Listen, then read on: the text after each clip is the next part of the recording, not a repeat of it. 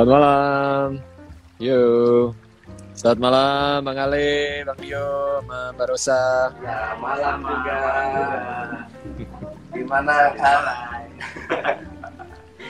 Keadaan gimana Bang? Gimana nih Sehat? kabarnya nih? Sehat, puji Tuhan, Alhamdulillah, sehat. sehat semua Bang.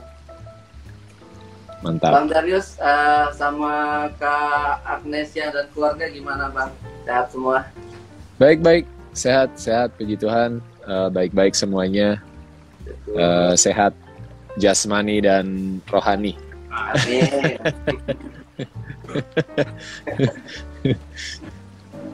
Oke Bang, kayaknya kita nggak lama-lama Bang. Kita langsung mulai aja kali Bang ya. Siap. Ya, mungkin dari mana dulu nih kitanya? Oh iya, mau nanya dulu Bang. Ini sama PSBB kemarin rutinitas dari Bang Darius sendiri apa aja sih Bang yang dilakuin di rumah? Di rumah selama PSBB sebenarnya banyak ya, nggak ada habisnya sih. Cuma mulai dari sebenarnya rutinitas yang kita kerjakan juga sebelum PSBB gitu, tapi mungkin intensitasnya, frekuensinya jadi lebih banyak gitu. Biasanya kan memang pagi itu rutinitas hari-harinya biasanya kan di meja makan ngopi dulu sambil sarapan sambil baca koran, terus buka-buka medsos gitu ya, berinteraksi lah gitu. Terus baru berangkat syuting atau berangkat kerja, tergantung jadwalnya hari itu apa gitu. Nah ini berubah jadi ya agak lebih lama di meja makan, menikmati waktu gitu kan, baca korannya bisa sampai selesai gitu. Terus baru mulai kerja itu mungkin sekitar kerja dari rumah ya, itu mungkin sekitar menjelang siang lah, menjelang jam 12-an gitu kan. Baru nanti makan siang sama anak-anak jadi rutinitas baru, biasanya jarang banget ketika udah harus kerja kan, banyak kan di luar rumah ya. Sekarang jadi kita tiap siang makan siang bareng, terus habis makan siang lanjutin kerja atau ya main sama anak-anak, main game atau nonton series, baca buku, ngapain lagi? Banyak lah sampai sore olahraga atau nemenin anak-anak olahraga. Nah masak itu biasanya setelah makan siang sih. Setelah makan siang itu baru masak, bikin konten gitu kan. Tapi sebenarnya berawal dari kita iseng, bukan iseng sih ya. Sebenarnya dari dulu zaman pacaran sama Dona itu udah suka masakin buat Dona. Terus begitu nikah dan punya anak ya masakin buat anak-anak gitu.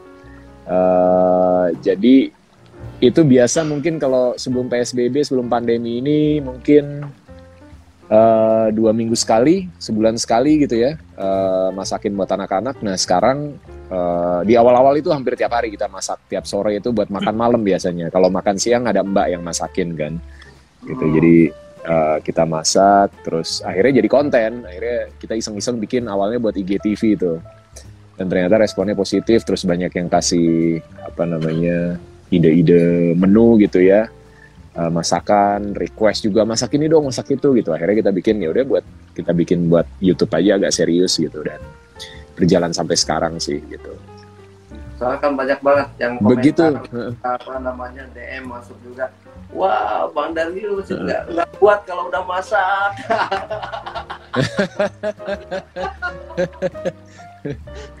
Pastinya banyak. Apanya yang bikin gak kuat, apanya nih?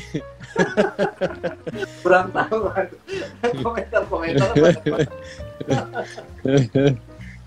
Gimana tadi? Iya, pastinya banyak kegiatan positif yang bisa dilakukan di rumah ya. Betul. Kemudian kalau sebenarnya sih gimana? Ya kan lanjut.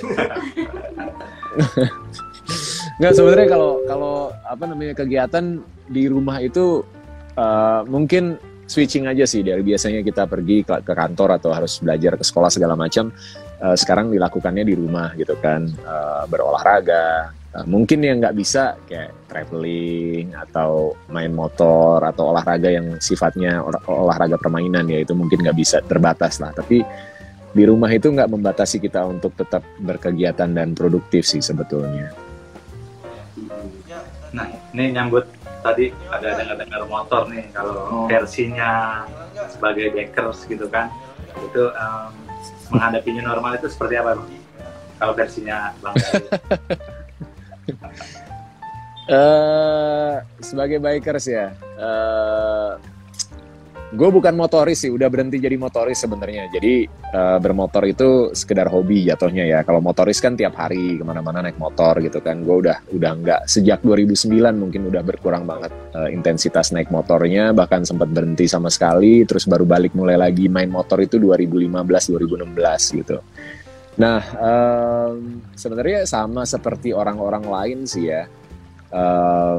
Kebetulan gue mainnya lebih banyak memang enduro, dan enduro itu biasanya kita masuk ke perkampungan, ke pedalaman yang kita nyari jalur yang off-road kan.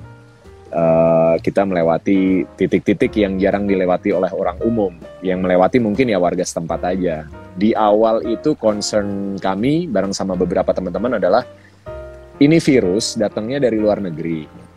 Pasti pintu masuknya adalah kota-kota besar yang punya penerbangan internasional ataupun pelabuhan-pelabuhan besar.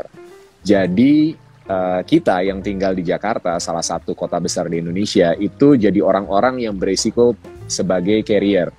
Kalau kita nekat tetap main, kita ngerasa sehat, tapi kan virus ini karakteristiknya salah satunya adalah OTG, orang tanpa gejala.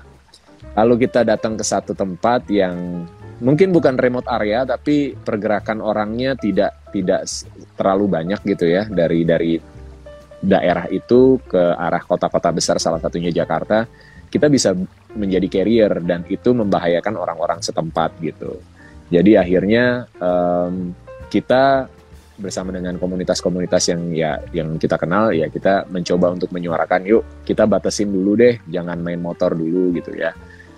Tapi sejauh yang gue lihat ada teman-teman juga yang ya namanya bosen ya, dan berpikir gue main gak ketemu orang banyak gitu, tetap main gitu ya. Itu juga ya sebisa mungkin kalau ada yang kita kenal ya mungkin kita ngingetin lah sambil bercanda gitu kan. Tapi akhirnya setelah lebaran kemarin memang seperti jadi puncak sih. Setelah lebaran itu semua anak motor keluar, mau yang di aspal, mau yang adventurean, mau yang off-road, itu tumplek-blek lah udah jadi satu gitu ya. Bahkan beberapa tempat yang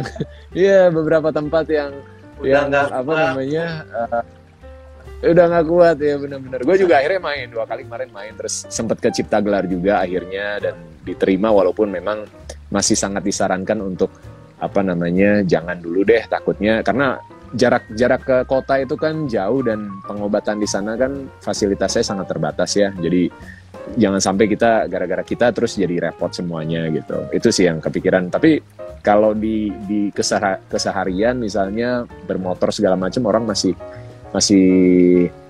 banyak pemotor yang beraktivitas gitu ya, karena memang itu salah satu cara untuk menunjang kegiatan dia ya. Mau nggak mau protokol kesehatan sih. Dan sebenarnya anak motor kan udah pakai masker kemana-mana. Yang sering lupa dipakai helm malah. Iya, masker pakai helm Helm nggak pakai. Banyak tuh gue lihat sekarang tuh pakai masker, helmnya nggak ada gitu kan. Kan bisa di sini juga ya. Nah, mungkin, ya. Bener sih Bang. Banyak yang nggak pakai helm tapi masker pakai. Iya. Tangan. Oke. Lanjut lagi Bang. Ini kan temanya kita ngambil dari ini juga Bang ya, dari perjalanan Bang dari dengan Kak Dona ke Himalaya. Himalaya. Ya. Nah, ini Betul. penjelasan tentang Himalayan Ridge itu gimana sih Bang? Himalayan Ridge, iya. Himalayan Ridge ini sebenarnya konsep yang gue bangun bareng sama Om Gareng, Wisnu Gareng. Kalau kenal, dia salah satu jurnalis senior yang cukup senior lah di otomotif ya, dan jadi temen main sejak tahun 2016, main off-road, touring, kemana-mana gitu. Karena banyak ilmunya dan dia punya karakter yang sangat unik dan menurut gue jadi teman yang menarik di perjalanan gitu ya. Lalu di setiap perjalanan-perjalanan yang kita lakukan, kita banyak sharing, terus dia banyak cerita pengalaman-pengalaman dia, karena dulu sebagai jurnalis banyak diundang ke berbagai tempat, salah satunya adalah Himalaya gitu.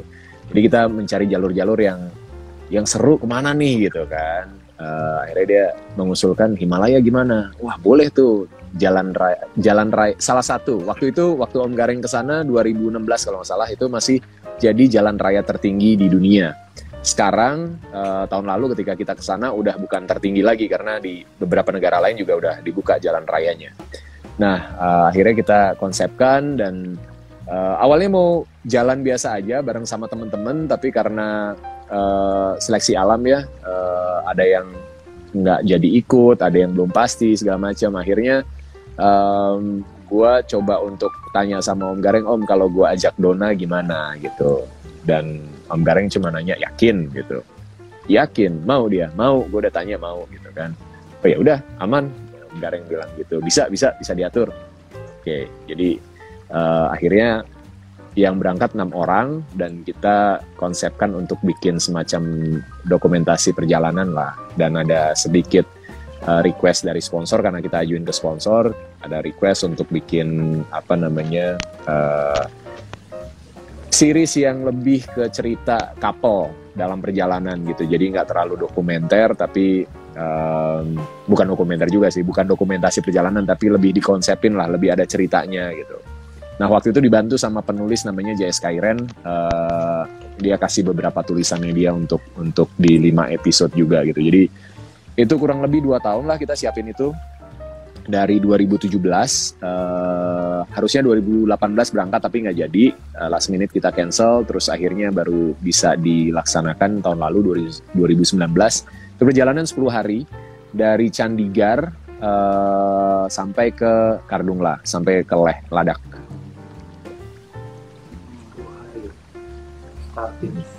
Start finish banget. Enggak, mulai berangkat dari Jakarta sampai pulang ke Jakarta. Ya 11 hari lah ya, sampai pulang ke Jakarta 11 hari. Jadi kalau perjalanan di sana itu 8 hari jatuhnya. 8 hari. Perjalanan ridingnya ya. Motornya 11 hari itu udah kecepatan berapa itu ya? Enggak, sebenarnya kalau dari jarak tempuh sebenarnya kayak mirip kayak Jakarta Bali sih. Jakarta Bali kan kurang lebih 1.200-an ya. Ya, nah ini kalau dari Delhi itu kurang lebih juga 1.200, tapi kita dari Delhi ke Chandigarh bisa aja naik motor, cuma kita akhirnya mutusin untuk pakai mobil karena itu perjalanan sekitar kurang lebih 6 jam.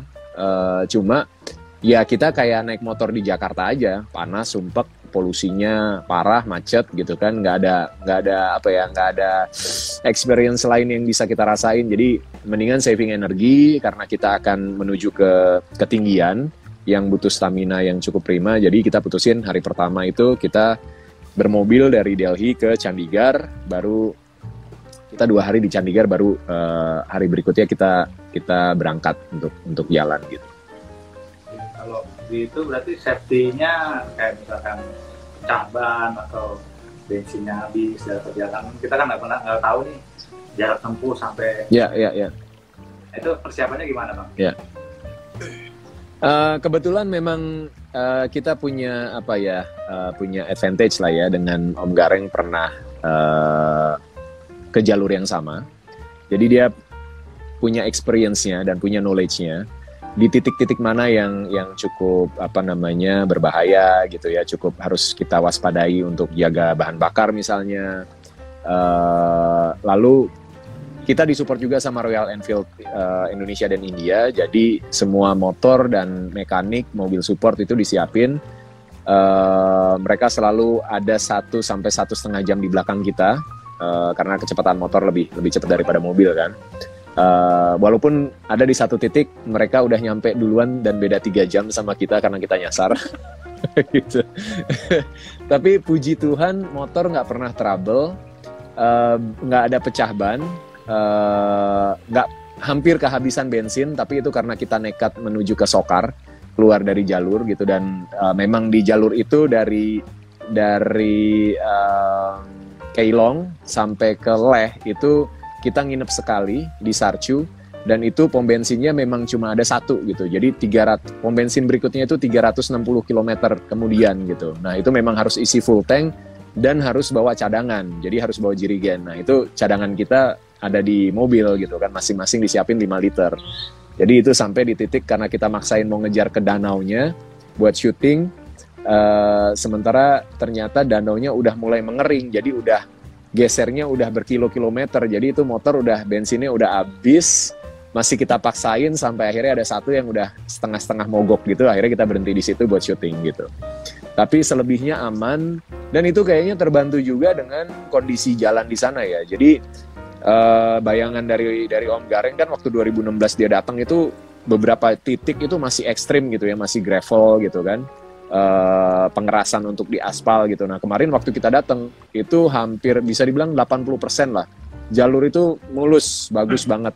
Tantangannya ya 1000 km kita tempuh dengan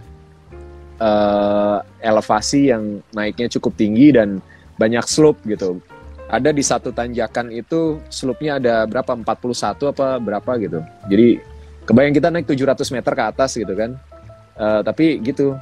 Dan itu bentuknya Z, udah bukan S lagi. Kalau S kan masih kita bisa ini ya. Ini Z bentuknya benar-benar naik, patah ke kanan ke kiri gitu.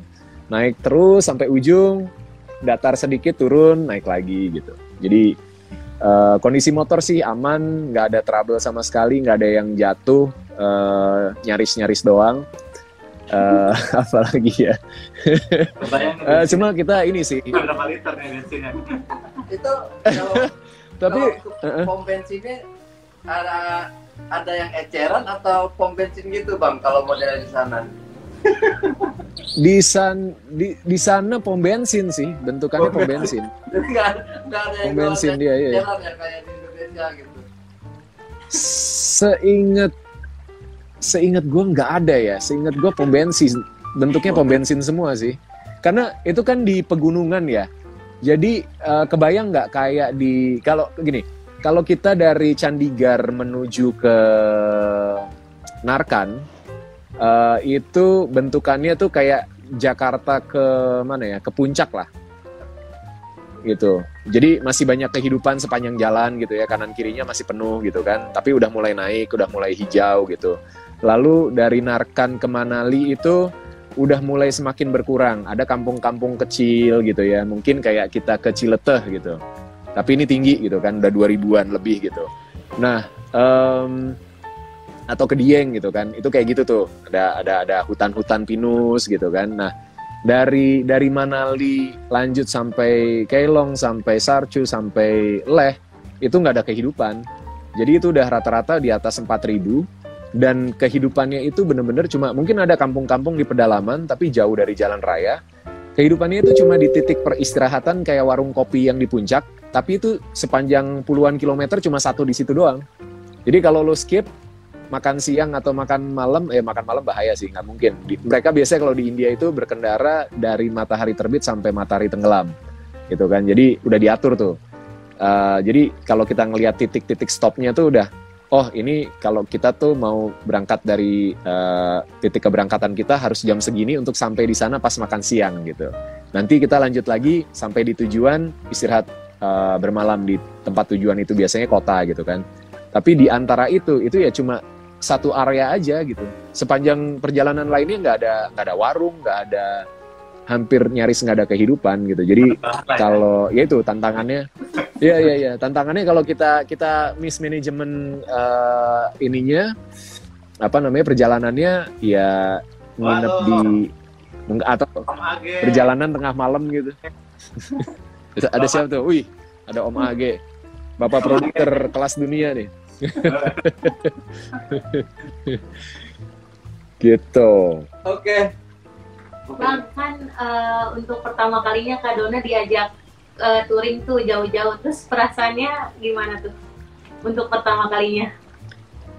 Iya, kalau gue kadang kalau naik motor orangnya memang agak nekat ya, jadi nggak terlalu mikir banyak lah gitu, percaya bahwa gue pasti safety lah gitu bawanya, apalagi ngeboncengin orang kan, dan di negara orang nggak pengen ada insiden atau apapun gitu ya, pasti ribet banget lah. Dan karena memang adventure ride, pengen enjoy, pengen nikmatin semuanya gitu. Dan alasan gue bawa Dona adalah salah satunya itu, karena setiap kali, terutama enduroan ya, itu banyak hal yang bisa gue lihat dan gue sharing sama teman-teman seperjalanan, tapi ke Dona gue cuma bisa cerita satu arah gitu. Dona cuma bisa ngebayangin dari apa yang gue ceritain gitu kan. Nah, karena kebetulan ini bukan enduro, ini adventure, memungkinkan untuk bawa boncengers di belakang gitu ya. Jadi gue coba untuk tanya mau nggak gitu, dan ternyata dia nggak banyak nanya, langsung bilang oke, ayo gitu kan. Mau gitu, tanpa berpikir resikonya apa, nggak enaknya apa, jadi orang yang duduk di jok belakang gitu kan. Itu kan bosen banget sebenarnya, cuma duduk diam berjam-jam gitu. Paling lu pinggang, Cuma apa ya? sakit pinggang. Sakit pinggang. Cuma ternyata apa ya, cukup dia sangat menikmati, dan mungkin 2 hari pertama penyesuaian lah ya, dengan apa, jersey riding lengkap, terus helm juga yang apa namanya, biasa nggak pakai helm gitu, ini harus pakai helm berjam-jam gitu ya. Jadi penyesuaian. Terus gue udah bawain bantal angin sebenarnya, karena motor kita kan pakai pannier di box di kanan kiri gitu ya, terus di belakang ada handlebarnya kan. Jadi gue udah ngebayangin ini pasti nggak nyaman kalau dengan apa namanya, dengan jarak yang begitu panjang. Kita riding kan bisa 4, 5, 6 sampai hampir 9 jam waktu itu. Ada yang 10 jam kita riding itu. Pasti nggak nyaman gitu. Jadi gue tawarin, mau nggak pakai bantal nih gitu kan. Nggak usah gitu, masih gengsi dia. Hari pertama, kedua, hari ketiga gue tawarin lagi. Mau coba nggak pakai bantal biar lebih enak duduknya? Mau. Udah nggak copot tuh bantal sampai selesai. Gitu, tapi kita dapat banget sih momennya dan experience yang kita share bareng gitu. Jadi kayak pacaran lagi kan, jalan-jalan gitu. Karena kebetulan kita memang suka traveling. Dulu tuh komitmennya waktu merit, minimal 2 tahun sekali kita harus jalan-jalan keluar bareng sama anak-anak. Sisanya bolehlah di dalam negeri kita jalan-jalan explore Indonesia gitu. Tapi ternyata setelah dijalani dan setelah anak-anak mulai besar, kita bisa setahun 2 kali bareng sama keluarga. Belum yang berdua gitu. Jadi setahun itu bisa jalan 5, 6 sampai 7 kali gitu. Dari yang sama keluarga sampai yang cuma berdua gitu kan. Jadi memang punya hobi traveling, dan bucket listnya nambah terus. Udah datang ke sana, pengen lagi yang baru, yang lain gitu ya. Gitu. Jadi akhirnya Himalaya ini ya jadi salah satu experience traveling dengan cara adventure ride lah buat berdua. Nah, selama 11 hari itu kan sama istri di jalan tuh Bang, pasti kan punya cerita lucu nih. Kayaknya kita harus bilang cerita lucunya nih. Selain yang pakai bantal tadi ya, mungkin ada kejadian yang lebih lucu lagi. Apa ya? Hampir nggak ada sih momennya, karena menurut gue juga jadinya perjalanan kemarin bukannya boring ya, tapi aman-aman aja. Nggak ada kejadian yang heboh yang gimana. Dona juga nggak banyak komplain. Cuma di hari pertama itu dari Chandigarh ke Narkan itu memang kita berangkatnya udah kesorean karena persiapan segala macam, nempelin stiker di motor, kewajiban kita juga ke sponsor gitu ya. Terus kita masih menyesuaikan ritme juga gitu. Jadi akhirnya kita masuk ke Narkan itu. Jadi Narkan itu kondensasi waktu malam, dan jalurnya cuma muat buat 2 mobil. Lalu di sebelah kiri kita itu tebing batu, di sebelah kanan kita itu jurang. Nggak ada marka jalan, jalannya bagus tapi banyak bekas longsoran ya, jadi tanah dan batu-batu gitu menutupi badan jalan. Satu-satunya yang bisa kita lihat adalah lampu motor di depan kita, karena gue nomor 2, Om Gareng pertama, jadi gue ngeliatin lampu motornya Om Gareng. Merah kecil, gue cuma ngikutin arahnya doang. Dan kadang itu udah ngerem yang ini kemana nih, karena udah gak kelihatan gitu, itu gelap banget. Gak bisa ngapa-ngapain, maksudnya, oh iya, tetap. Nah, di titik itu tuh, India sama Indonesia kan kalau gak salah beda 4 jam ya. Yeah. Lebih duluan Indonesia kalau gak salah. Indonesia kan di timur kan. Nah, itu udah jam di sana itu udah jam 9 malam. 1 jam perjalanan terakhir itulah, di 40 km terakhir itulah gelap, hujan, kondensasi ya. Kita nggak bisa lihat apa-apa dan Donna mulai tidur karena dia biasanya tidurnya cepat. Jadi dia ngantuk tuh di belakang gitu kan, dan itu kan bahaya banget, belum pakai bantal, belum pakai bantal, dan itu bahaya banget kan. Jadi berasa gitu, dia tiba-tiba helmnya dia mentok ke belakang helm gue gitu kan, dak gitu, dak, aduh tidur nih gitu kan, dan kan nggak mungkin komunikasi gitu kan, kita udah fokus di depan nggak kelihatan gitu. Akhirnya gue memberanikan diri untuk beberapa kali pakai satu tangan doang, tangan kiri gue ngelus-ngelus lututnya Donna gitu. Elus-elus gitu, dengan harapan dia bangun gitu kan, gue tepuk-tepuk pelan-pelan gitu.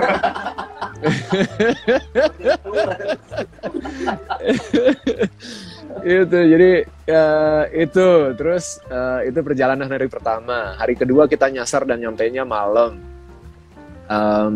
Lalu sempat waktu udah di atas menuju ke Sarchu itu karena slope-nya begitu banyak dan lama-lama boring kan kalau kita bawa dengan kondisi jalan yang ya begitu terus gitu ya, konstan gitu, kita ke kanan ke kiri gitu kan, pemandangan itu mungkin apa ya, akhirnya jadi sesuatu yang spesial, tapi kalau lama-lama kan juga jadi biasa aja gitu kan.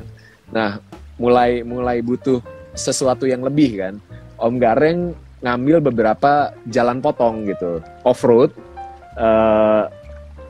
untuk ngindarin slope-nya supaya sampai ke titik yang di atas lebih cepat gitu ya, dan itu kan lumayan challenging dan bikin adrenalin kita naik lagi, jadi seger lagi lah, jadi nggak ngantuk lagi gitu. Gue coba ikutin tapi gue lupa gue bawa boncengan gitu ya, jadi akhirnya di ujung berhenti. Di ujung ada bumpy road gitu, gue udah yakin nih, oh bisa nih gitu kan, bisa nih sampai ujung. Karena ada bumpy road berhenti kita. Damn, gue bilang gitu kan. Ini kalau masih pacaran malunya setengah mati. Gue bilang. Dan Donna di belakang bingung kan, dia nggak tahu harus ngapain gitu. Itu pengalaman pertama dia, dibonceng naik motor berhenti di tanjakan gitu. Akhirnya gue rem semuanya karena itu udah mulai kedorong ke bawah, ketarik gravitasi. Terus gue bilang, sayang coba boleh minta tolong nggak turun dulu gitu ya. Terus dia turun. Dan akhirnya dibantuin didorong sama Donna juga sampai ke atas gitu. Jadi itu setelah itu gue disiplin tetap di aspal daripada gue minta Donna untuk turun dan dorong lagi. Ya. Kalau yang lucu-lucu sih paling kayak gitu doang sih. Terus itu di gue lupa namanya. Itu antara Sarchu ke Leh juga kalau nggak salah, itu salah satu jalan tertinggi kedua di jalur itu ya, di Leh Manali Highway itu 5.200. Kita berhenti di sana istirahat, tapi karena oksigen tipis, untungnya belum ada yang kena mountain sickness ya. Di titik itu belum ada yang mulai pusing gitu, mual belum, tapi udah mulai males gitu. Jadi sekedar untuk ngobrol ketawa pun udah yang nggak ada hasrat gitu kan. Dan aus mau minum tapi mager banget, duduk udah enak banget gitu. Itu titik dimana semua orang rata gitu ya, sama gitu. Nggak ada yang, biasanya kan ada yang mau untuk effort lebih kan. Aus, gua ambilin gitu, ambilin minum di motor, di pannier gitu kan. Ini udah yang aus itu minum di motor. Itu udah bener-bener butuh oksigen yang lebih kayaknya. Kalau untuk kejadian serunya sendiri, Bang, tadi kan ini nih kejadian lucu. Nah, kalau untuk yang kejadian serunya sendiri ini gimana nih, yang benar-benar apa ya? Menegangkan gitu. Ya. Goalnya kalau gitu. Seru sepanjang perjalanan tuh seru. Sepanjang perjalanan seru, walaupun tadi gue bilang ada titik-titik yang boring karena ya udah berhari-hari di atas motor dan view-nya udah mulai biasa gitu ya, ngelihat puncak-puncak yang ketinggiannya 4.000 sampai 5.000 kelihatan di bawah kita gitu kan, atau yang sejajar atau yang sedikit lebih tinggi gitu kan. Cuma mungkin yang paling seru adalah ketika kita akhirnya sampai di Kardung lah, karena itu kayak kayak goals kita, kayak mimpi kita akhirnya, dan gue persiapan sama Om Gareng kan 2 tahun lebih gitu ya, akhirnya tercapai, akhirnya terwujud, akhirnya kita sampai nih di tujuan kita gitu, di akhir perjalanan gitu.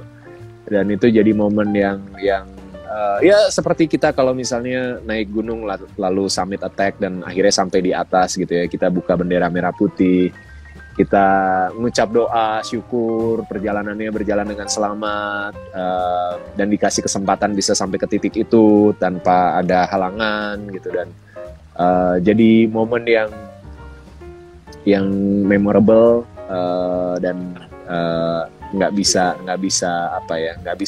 digantiin sih momen itu. Masuk ke Kardungla, dan terlebih gimana? Iya, menyambung yang di tadi kan, touring ke luar negeri misalnya, bisa nggak sih Bang kalau kita bercerita perbedaan antara ke Ciptagelar kan Indonesia, terus kemudian Bang Darius ke luar negeri, itu perbandingannya di mana ya Bang kalau touring untuk bikers? Beda dalam hal apa nih? Jadi asik atau ya pengalamannya kan pasti beda-beda.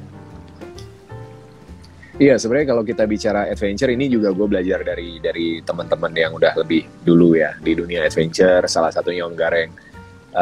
Adventure itu kan sesuatu yang di luar kebiasaan normal kita. Artinya kalau misalnya Om Gareng ngasih contoh kayak gini nih, di serial Bacot episode pertama tuh kita bahas tuh. Misalnya gue dari sini nih, gue dari rumah gue gitu ya, gue pengen beli roti gitu ya, tapi gue beli roti di minimart yang ada di pedalaman Parung misalnya.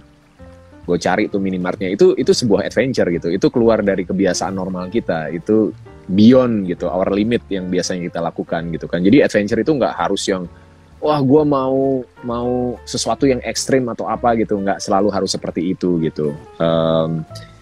Dan kalau bicara experience, ke Ciptagelar dan ke Himalaya masing-masing punya experience-nya sendiri, punya value-nya sendiri, punya keseruan dan punya ceritanya sendiri gitu. Dari mulai proses perjalanannya sepanjang jalan, dari mulai budaya yang kita temukan di perjalanan dan di tujuan, dari orang-orang yang kita temui, masing-masing punya ceritanya sendiri, nggak bisa di-compare satu dengan yang lainnya gitu. Justru challenge terbesarnya adalah apa yang bisa kita maknai dari perjalanan kita itu, gitu kan. Keluar dari normal. Keluar dari normal. The new normal. Dan nanti kalau misalnya udah jadi rutinitas gitu ya, misalnya ke Himalaya udah kayak ke Bandung lewat tol Cipularang, ya udah nggak adventure lagi gitu. Iya, udah nggak adventure lagi gitu. Udah. Karena gini, yang gue sadari ketika gue sampai di Himalaya ya, itu warga setempat, supir-supir truk yang nganter bahan segala macem, itu jalurnya mereka, buat mereka udah bukan adventure, itu buat mereka keseharian gitu kan. Jadi buat kita tuh adventure, tapi buat orang lain belum tentu gitu. Makanya yang paling penting adalah bagaimana kita memaknai perjalanannya. Mantap. Tapi kan kalau nggak salah saya pernah lihat di mana di TV atau apa itu kalau untuk di India atau di daerah Himalaya itu Bang, itu kan ada jalan yang benar-benar kecil yang dilewati sama bus kendaraan-kendaraan gitu. Kan di bawahnya jurang. Yeah. Itu sempat melewati nggak jalan yang itu Bang? Ada, tapi bukan jalan-jalan yang banyak beredar di video ya. Itu sebenarnya itu ada satu jalan lagi yang kalau nggak bawa Dona mungkin kemarin kita tembusin ke sana gitu. Tapi kita urungkan. Gitu karena kalau jatuh itu paket tolnya kan. Iya. Karena itu sebenarnya kita udah menuju ke sana waktu dari Narkan mau ke Manali gitu. Tapi itu jalur yang jauh gitu. Jadi sedikit berputar dan kita butuh waktu yang lebih panjang gitu. Nah, tapi kita nggak sadar ketika kita keluar dari lembah, kita masuk ke dalam lembah lepas dari Narkan itu, kita harusnya belok ke kiri, kita malah terus. Jadi kalau di video Himalayan Ridge itu waktu kita di jembatan kecil yang ada sapi-sapinya. Kalau udah sempet nonton, nah itu sebenarnya kita nyasar. Dan itu 1 jam dari, itu menuju ke jembatan itu 1 jam dari titik seharusnya kita belok kiri. Dan kita sempat berhenti di belokan itu sebenarnya, tapi kita nggak sadar gitu. Ya, nah setelah nyasar, terus kita bersenang-senang di area itu karena lumayan seru gitu ya, dibuat main-main motor gitu kan. Terus Dona bisa turun, gue bisa sendirian main-main motor gitu kan, off-roadan gitu. Kita balik lagi ke jalan aspal tanpa kita sadar bahwa kita nyasar. Jadi kita terusin tuh jalur.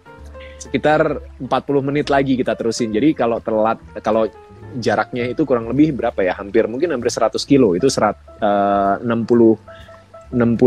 kiloan lah. 1 jam 40 menit ininya kita jarak nyasarnya gitu.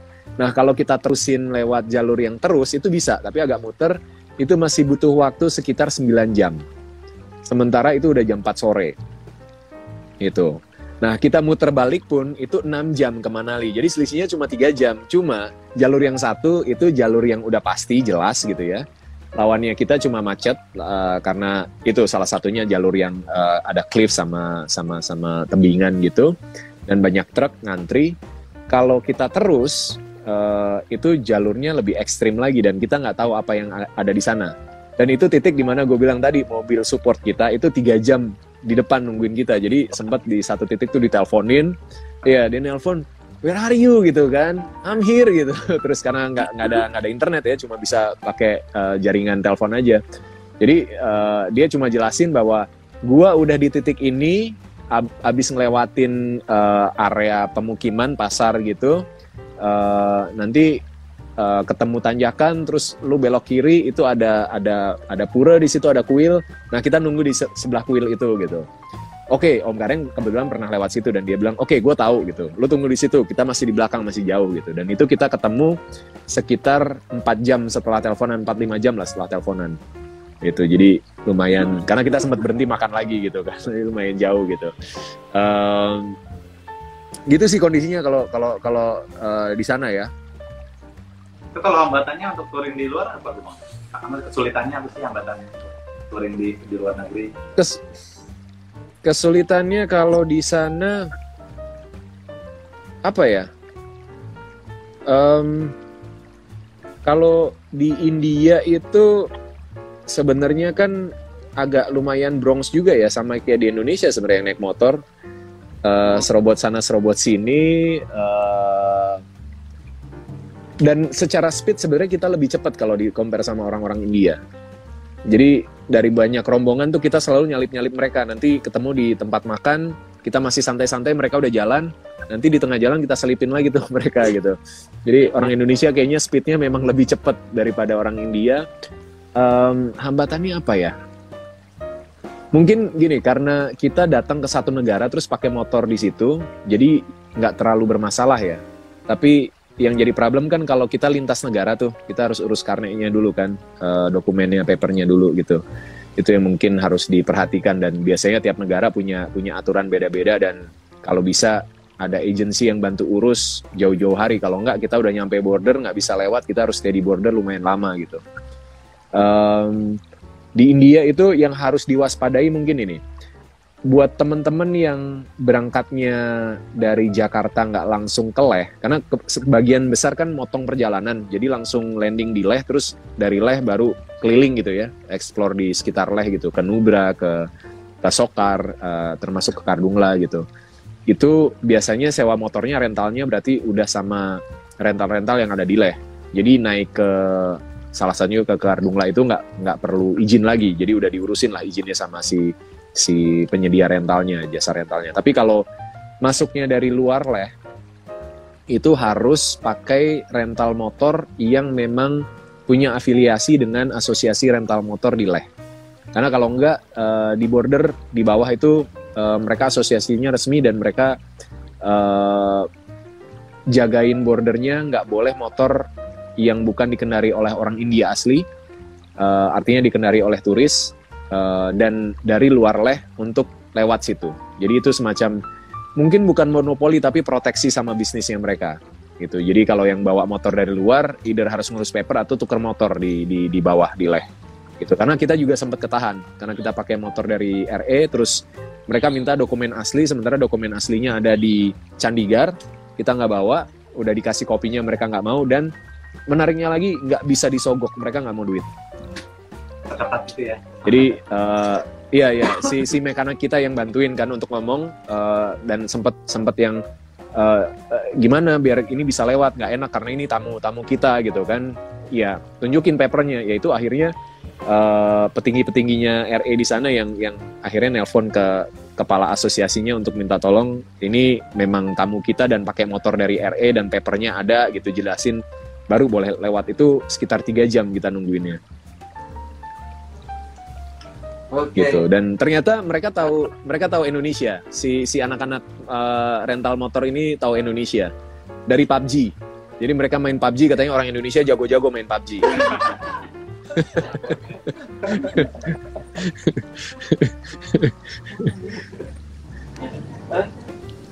Baca komentar. Bang, gimana tanggapannya, katanya Nikita Mirzani main kalau itu ada di YouTube-nya siapa tuh? Ada beberapa yang mention juga ke gue. Kalau untuk keunikan di Himalaya kayak budaya atau makanan, ada nggak yang ditemuin di sana? Iya, kalau makanan itu khasnya memang makanannya India ya. Jadi biasanya bumbu masala itu selalu ada. Gitu. Nah, kita bercanda sama teman-teman kita yang driver mobil support dan mekanik kita. Lo tahu nggak kalau bahasa Indonesia masalah itu apa? What gitu dia bilang kan? Problem. Oh no, kata dia. Iya, you are masalah. Gitu.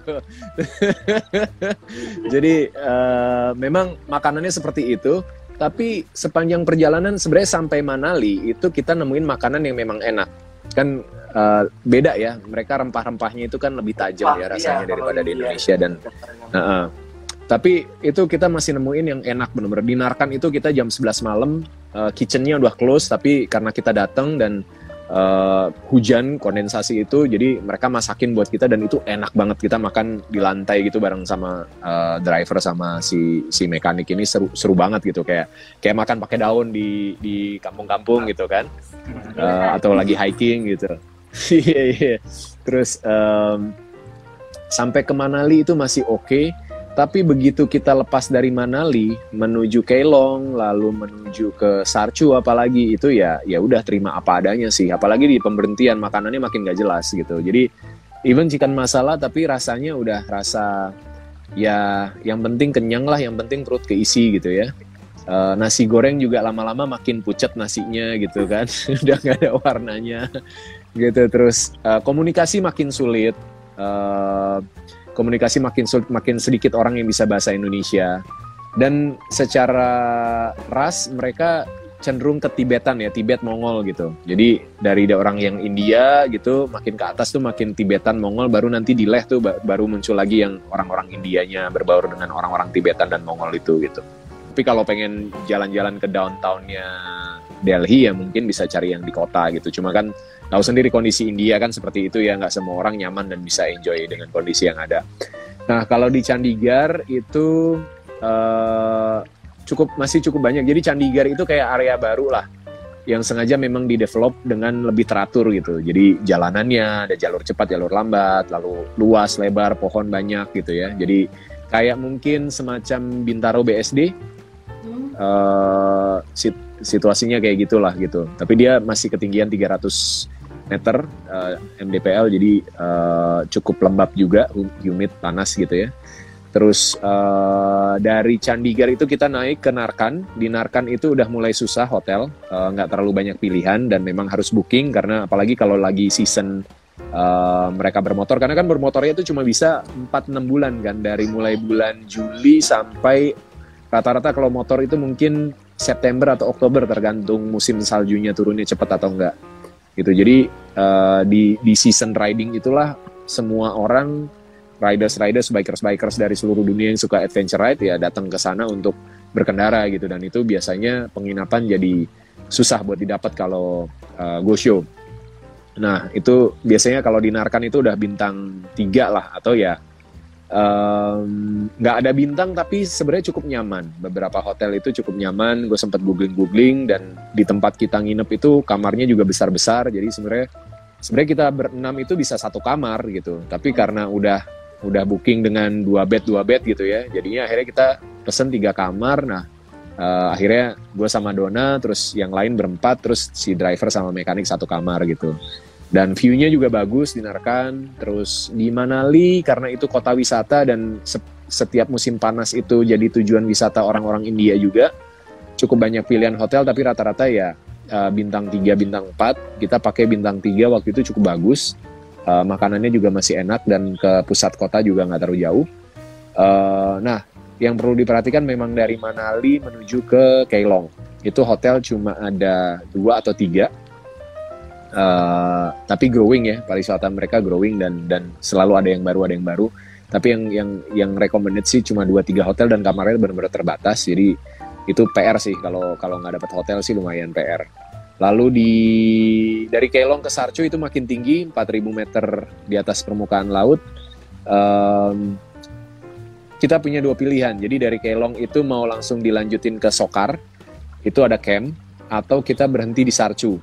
Itu harus benar-benar perhitungan waktunya tepat, karena kalau enggak di atas 4.000 kebayang kan, motoran malam-malam, matahari udah hilang, itu anginnya luar biasa dan dingin banget gitu. Jadi di Sarcho itu ada 2 camp, lalu di Sokar itu ada, yang kita tahu ada 1 camp di Sokar itu di pinggir danaunya gitu. Jadi itu sistemnya tenda tapi udah glam camp banget lah. Kasurnya udah kasur dengan per gitu ya, ada busanya, nyaman, kamar mandi udah di dalam, ada toilet duduk, airnya juga bersih, cuma airnya ya air gunung ya, dingin banget gitu.